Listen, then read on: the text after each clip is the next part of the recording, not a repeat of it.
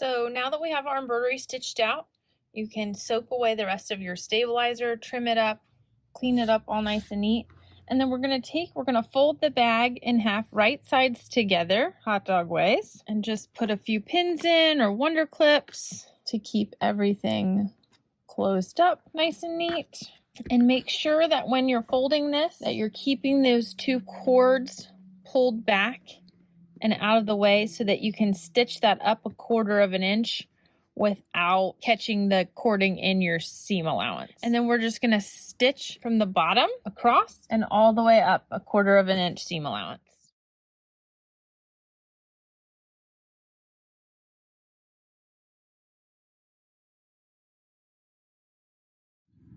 Once we have this stitched 1/4 inch around that serged edge on the bottom and the side, we're gonna take and box the corners. So with the seam side facing you, so your serge side facing you, you're gonna open up the corners.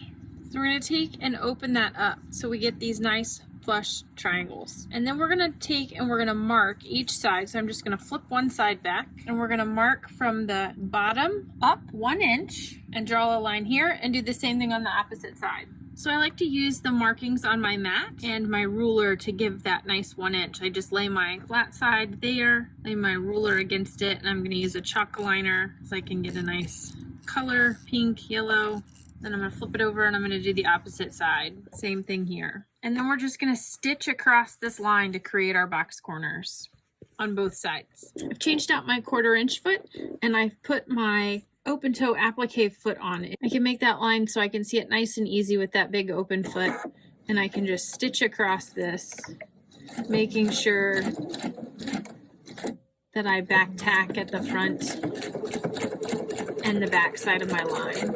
And then I'm gonna flip it over, tuck that other tail out of the way, and stitch across my line here. Then I can just take my scissors or my rotary cutter and I'm just gonna trim this off 1/4 of an inch if you choose to, or you can leave those corners in the bottom of the bag. And then you're just gonna flip it right side out.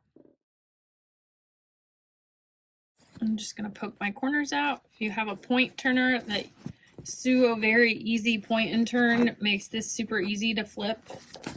Even though it's a big space, sometimes getting our arm down in there if you've got long sleeves on or a watch on or something of that nature. And then we have our wine bag.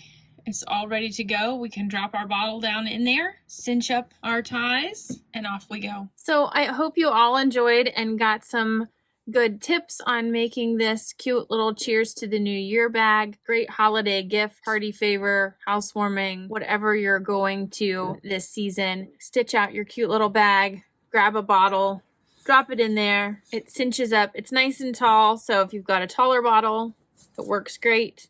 Cinch it up and tie it with this pretty cording, and you are all ready to go. I hope you enjoyed, and I'll see you next time.